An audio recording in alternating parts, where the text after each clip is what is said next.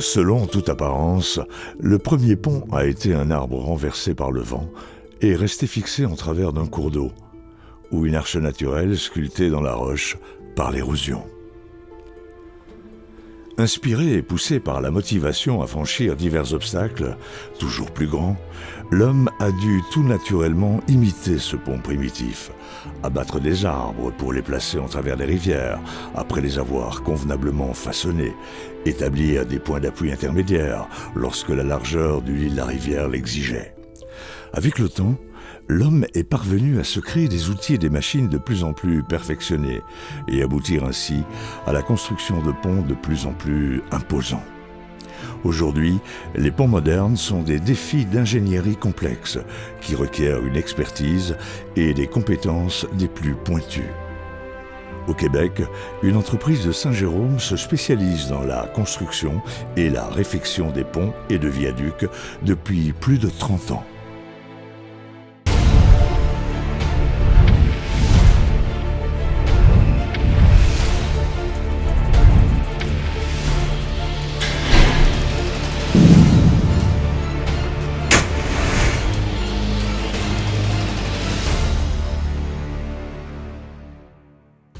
Aujourd'hui, TNT2 est une référence en matière de construction et réfection de ponts et de viaducs au Québec. Voici ce qu'en pense son président fondateur, M. Alain Robert. De quoi je suis le plus fier? C'est une bonne question. Mais je dirais, ce que je suis le plus fier, c'est qu'aujourd'hui, 30 ans plus tard, TNT est probablement l'entreprise de construction la plus importante, la plus professionnelle et la meilleure au niveau de la construction des ponts et des viaducs au Québec. Alors ça, 30 ans plus tard, pour être parti avec un petit pont acier-bois de 30 000 $ dans le fond d'un rang, et aujourd'hui de dire que TNT a participé à la reconstruction du pont Jacques-Cartier, participe à la reconstruction de l'échangeur Turcot, que TNT aujourd'hui construit des ponts sur des autoroutes au-dessus des grandes rivières, des ponts complexes, ça, pour moi, c'est une grande, grande, grande fierté. C'est en regardant les réalisations et les projets actuels de l'entreprise que nous pouvons bien saisir toute l'étendue des compétences de la firme mise sur pied par Alain Robert et ses associés il y a 30 ans.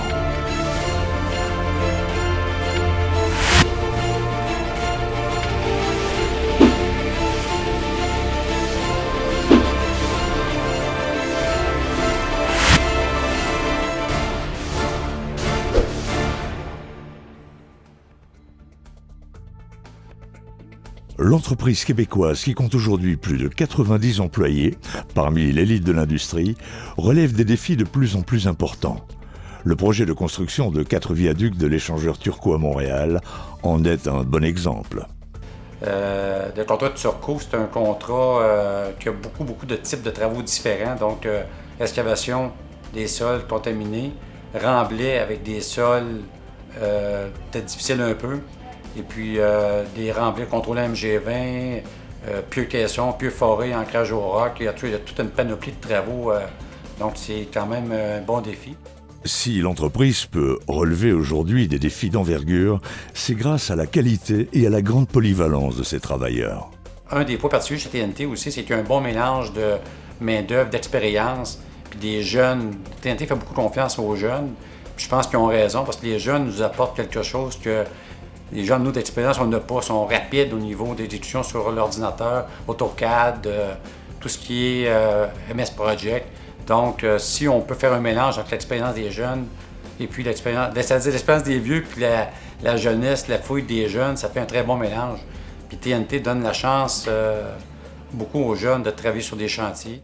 De nos jours, la construction de ponts et de viaducs requiert des champs de compétences et d'expertise de haut niveau.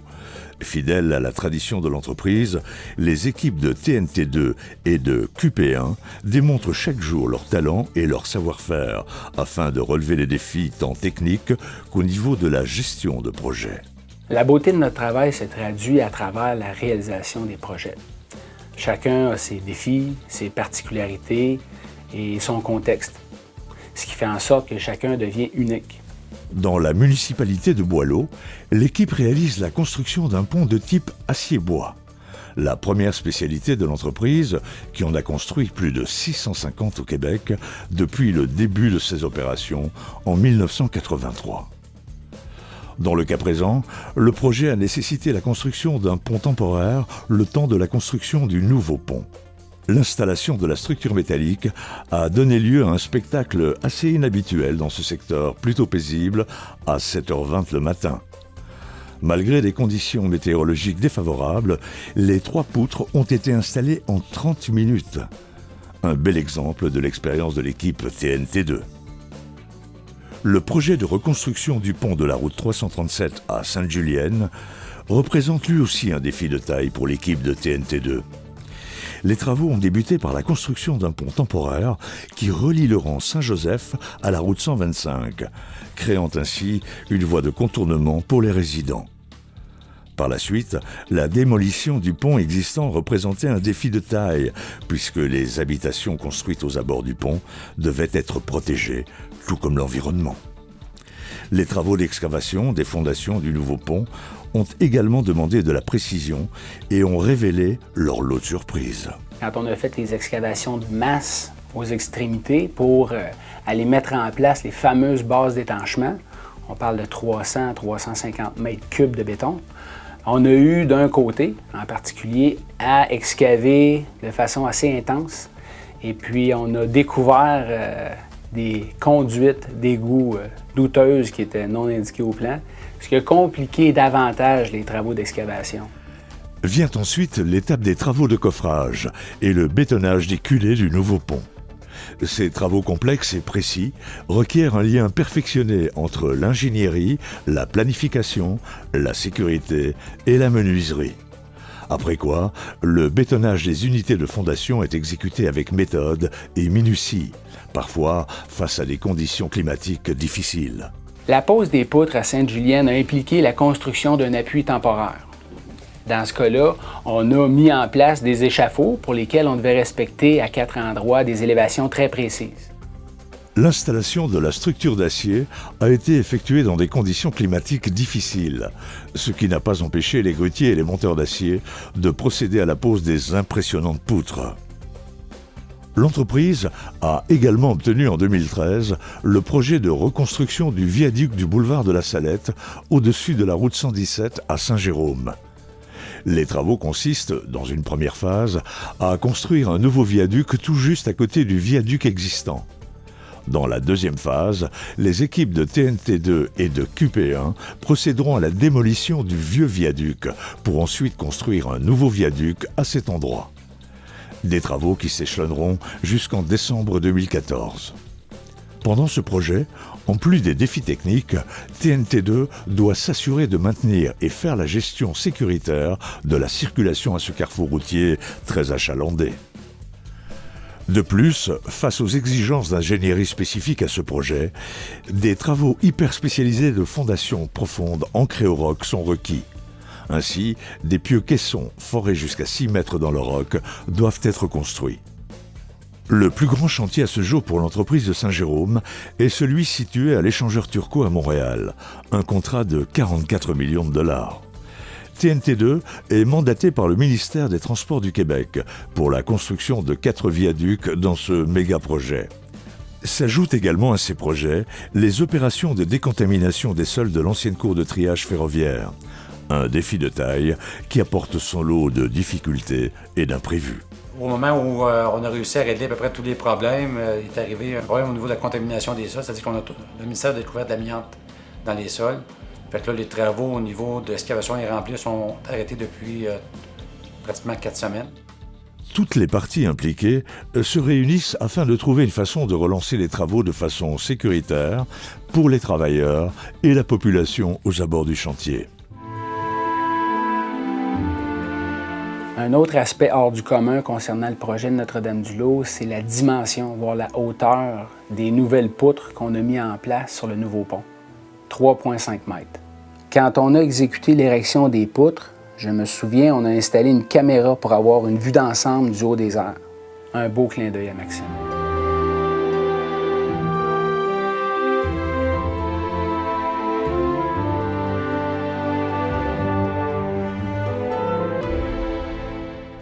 Tout ceci est bien impressionnant aujourd'hui, mais peu de gens connaissent toute l'histoire.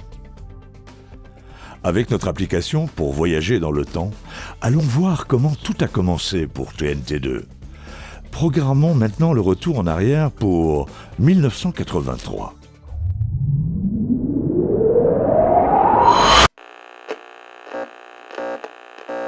Au service du ministère des Transports depuis 2 ans, comme surveillant de chantier, Alain Robert, alors jeune technicien en génie civil, se fait lancer l'idée par son patron de l'époque de démarrer sa propre entreprise de construction dans le domaine des ponts et viaducs.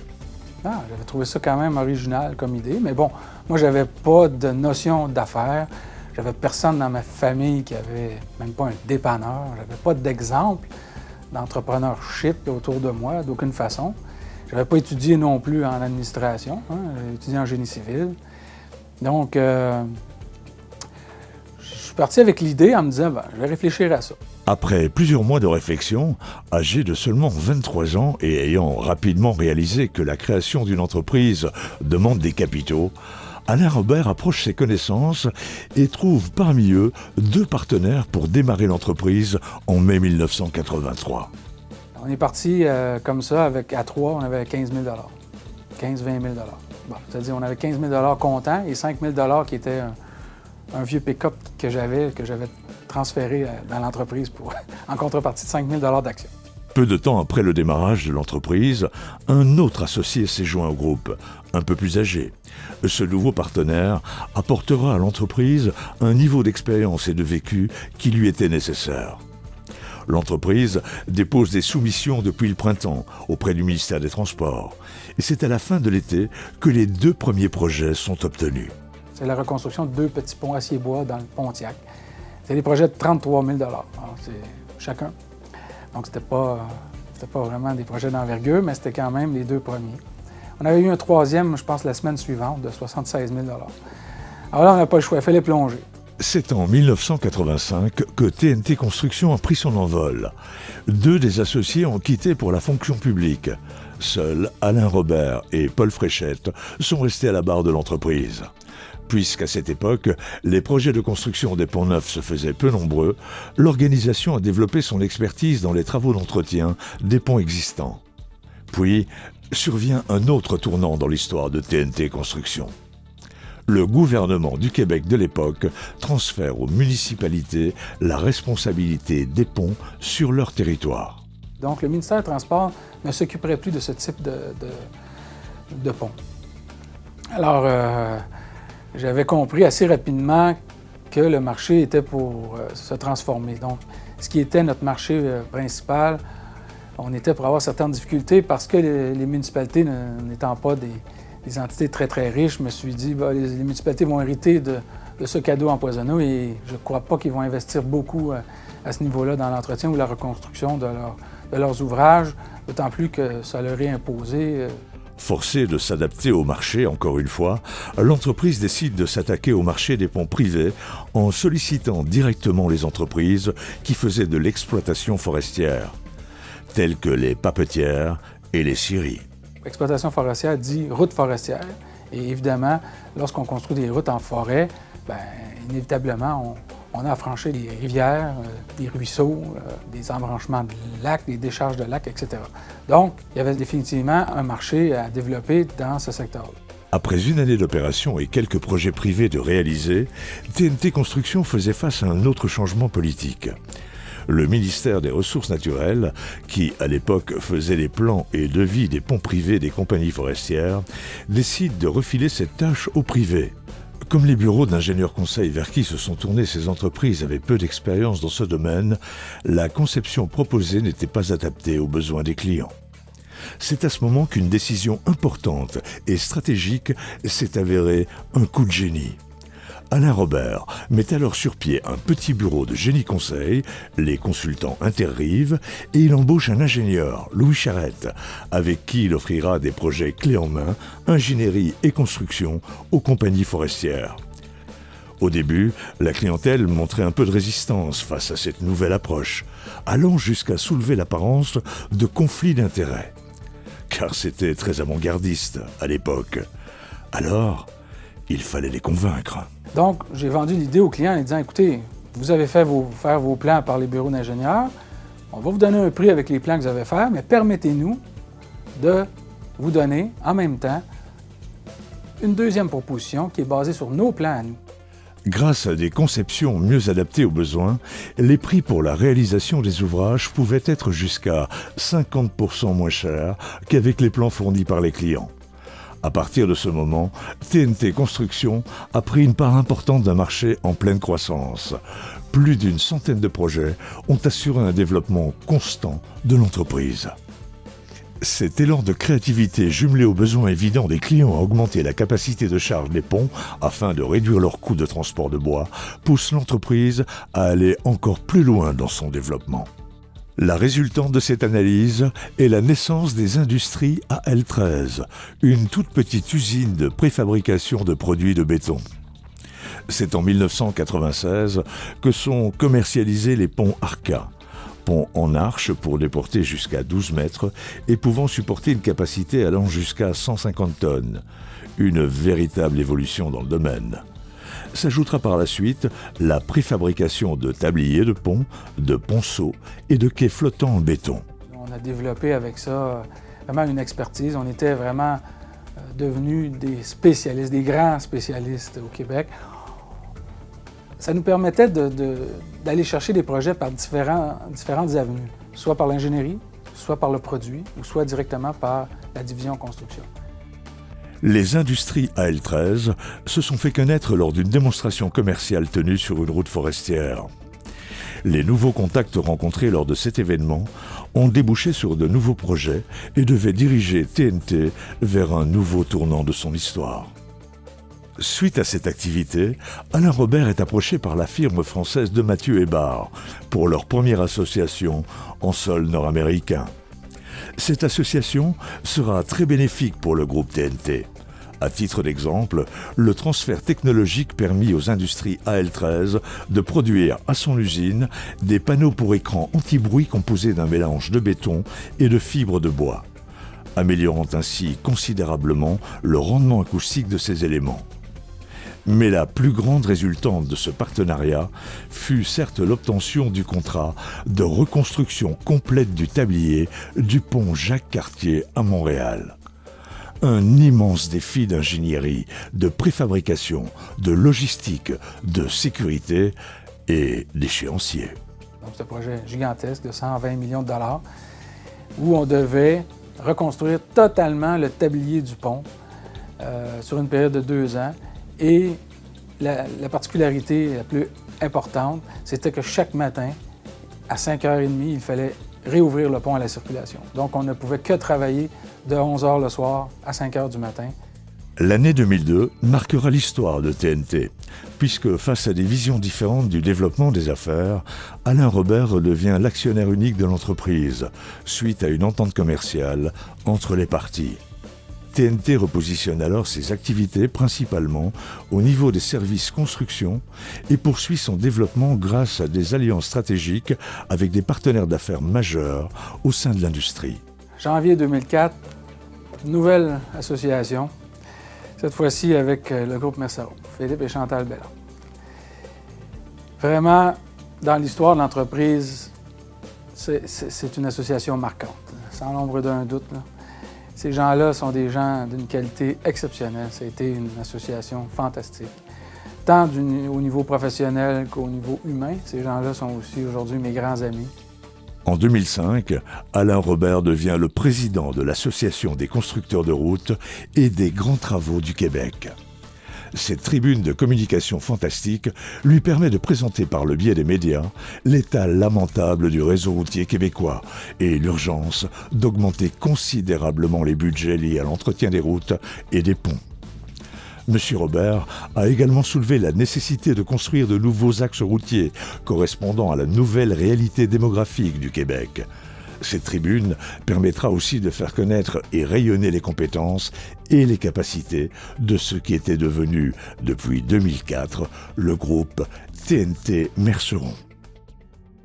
En 2006, alors que le niveau d'investissement du gouvernement du Québec dans le réseau routier n'atteint toujours pas les objectifs attendus par l'industrie, un triste événement secoue l'ensemble de la population et les membres du gouvernement. J'étais président de la CRGTQ et j'étais en France, justement, chez Merceron. Et je reçois un téléphone de Gisèle Bouc, qui était la directrice générale de l'association, me disant « Alain, écoute, il vient d'avoir un drame. Donc, il y a un pont qui s'est effondré à Laval, le viaduc de la Concorde. Il y a des morts. » Ce drame a enfin fait bouger les décideurs politiques et les études subséquentes menées par les ingénieurs du gouvernement révéleront que 80% des ponts et viaducs du réseau routier du Québec étaient en mauvais état, dont plusieurs dans un état critique. D'ailleurs, plusieurs seront fermés instantanément et des enveloppes budgétaires importantes seront votées par le gouvernement pour réaliser des travaux correctifs urgents sur certains projets. Fort de sa position de leader de l'industrie, TNT Merceron profitera de cette conjoncture favorable pour accroître sa capacité de construire et, par le fait même, poursuivre sa croissance. Cette croissance rapide et soutenue permettra à l'entreprise de s'adjoindre de nouveaux collaborateurs. Certains d'entre eux arrivant avec les plus grandes expériences et d'autres avec le dynamisme et la fougue de la jeunesse. Toujours à l'affût des nouvelles avancées technologiques reliées à ces activités et le constat d'une demande soutenue pour intégrer des fondations profondes aux nouveaux ponts et viaducs, Alain Robert saisit une autre opportunité d'affaires. J'avais fait la rencontre d'un type qui, lui, possédait une petite entreprise de fonçage de pieux comme ça en Abitibi. L'entreprise s'appelait Pieux BCA.